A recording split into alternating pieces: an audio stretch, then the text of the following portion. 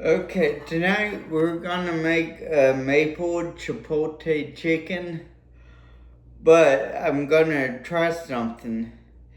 The recipe calls for chipotle chili powder, which I used to have, and I don't have it anymore, but I'm gonna try getting a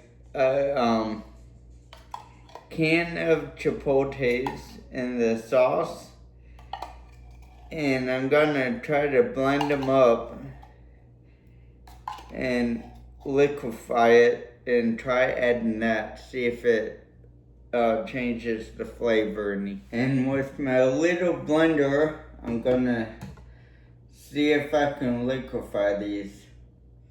Well, they did blend. It didn't really liquefy, it turned into more like a paste, which gives me another idea. The recipe calls for tomato paste, but I'm gonna go ahead and use this instead. Alright, and to put our marinade together, you do 1/4 a cup of pure maple syrup, 2 tablespoons of, it calls for tomato paste, but I'm using my chipotles that I blended up, 1 tablespoon apple cider vinegar, and it calls for 1 teaspoon of chili powder and 1 teaspoon of chipotle chili powder. But since I'm using my chili paste instead of tomato paste, I'm using 2 teaspoons of regular chili powder, 1/4 of a teaspoon of garlic powder,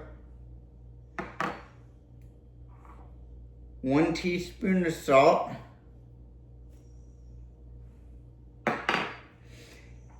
and just in case it's not hot enough, 1/2 teaspoon of pepper.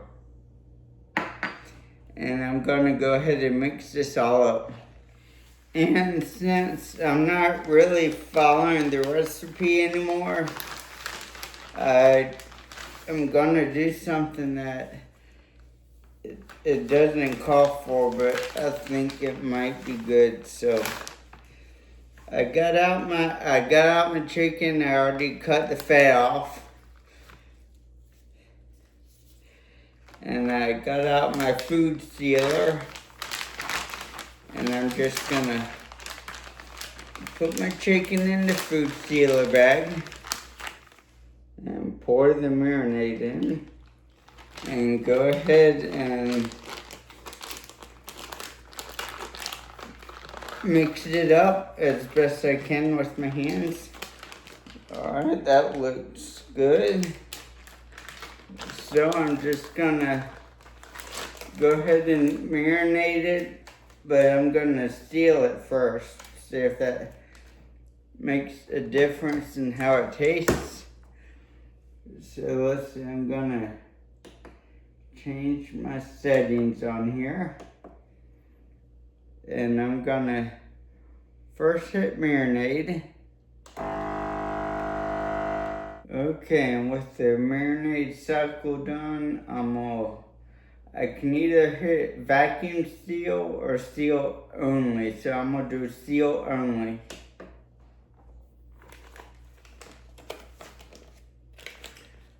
Okay, and it's sealed, so I'm gonna put this in the refrigerator for 24 hours. And then tomorrow we'll go ahead and cook them up. Okay, it's been almost 24 hours.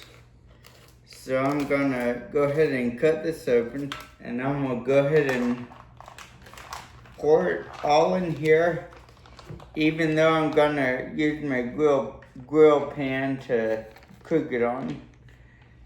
The reason I'm pouring it in here is so I can take this extra marinade and baste it as it's cooking. So I'm gonna put these on my grill pan. I'm gonna start out at 10 minutes on each side, And then I'm gonna take the internal temperature, which should be 165, and I'll go from there. Okay, here is the finished chicken, and I did let it go to 165 for an internal temperature. And on my grill pan, it ended up going for 15 minutes on each side because it was a little bit thicker, and I had to heat down low because I didn't want to burn the outside of it. Alright, so I cooked both of my chicken breasts, and this one kind of got stuck to the grill, so I pulled it apart to get it off. So I'm gonna just show you what the inside looks like. It's gotta cool off before I can eat it, but it looks really good.